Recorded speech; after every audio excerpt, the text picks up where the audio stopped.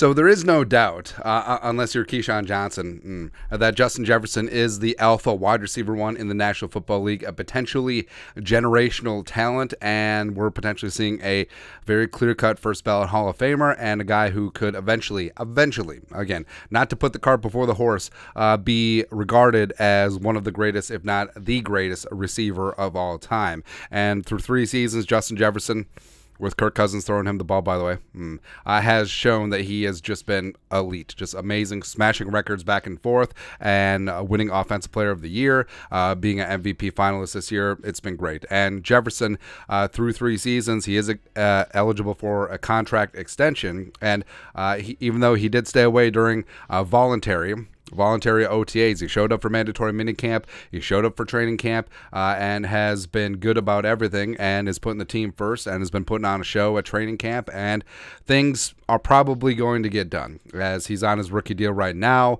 They did pick up his 5th-year option of $19 million and change for 2024, but he's going to get paid. The question is when and how much, and also he is going to be worth every single penny. And Albert Breer over at the Monday Morning Quarterback. Albert Breer is an Ohio State fan too. So he wrote this about the Vikings trying to get an extension done with Jefferson before the start of the season. No one's talking much about it, but the Vikings are making an effort to get wide receiver Justin Jefferson signed before the season starts. Jefferson's kept a pretty low profile about this one, and talks, as far as I can tell, have gone fine. When I visited with him a few weeks back, he told me his absence from parts of the offseason were about endorsement opportunities, not the contract. He did call getting a life-altering second contract a dream of mine. It's been a dream since I was 7 years old. But then he added, I'm definitely not letting the contract stuff get in the way of my team. We have to be focused on getting to the Super Bowl. Easier to do, of course, when you know sooner or later you'll be paid at the top of the market. Now, with Jefferson, he certainly does deserve it. And looking at the wide receiver contracts, I mean, obviously he deserves more than Tyreek Hill and Devontae Adams and Cooper Kupp, all of them who signed significant contracts. Oh, by the way, you know what's weird? So the top 3 contracts of Tyreek, Devontae, and Cooper Kupp, they were all 29 years of age or older when they signed them.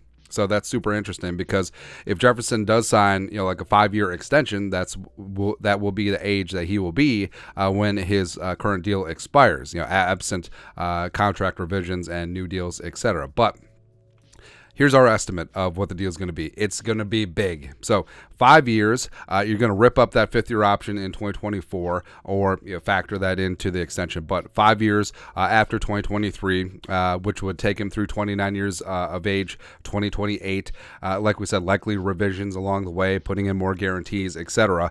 $160 million, which would be a non-quarterback record, more than Joey Bosa's 5-year, $135 million deal, which is currently the leader in the clubhouse.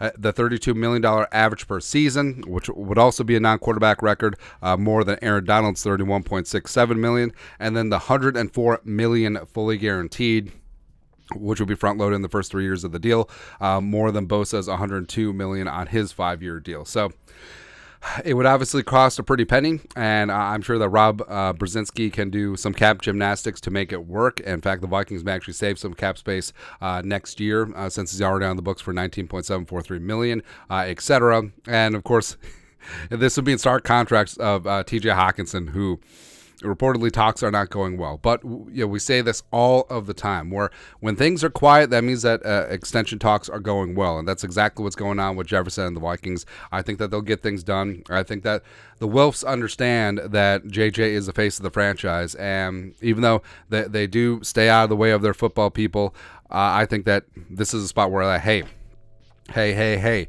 Justin Jefferson, absent a franchise quarterback, he is box office. He is a player that people come to see. He is the top jerseys seller for all the Vikings. He is the face of the league, frankly. The whole gritty and everything like that, and he's backing up with great play on the field. And take care of him. Keep him in purple. He wants to win. And with JJ, it strikes me, he's always struck me as a guy who wants to be treated fairly, but it's not all about the money. Even though, yes, this would be a big-time chunk of money, but he's earned it. It's not like he's a wide receiver 5 just champing at the bit to be the highest-paid receiver in the game. No, he is the number 1 alpha, and it's not particularly close. So take care of him, keep him in purple for a long time, and also set him up where he can get another fat extension when he's 28, 29 years of age, and then go from there. But your thoughts are our thoughts. Albert Breer of the Monday Morning Quarterback reporting that the Vikings are champing at the bit. They really want to get an extension done with Jefferson before the start of the season. Let us know your thoughts and our thoughts in the comment section below. Subscribe for daily Vikings takes. Want to support the work? Put a little something in the Venmo. But till next time, Skol, production value.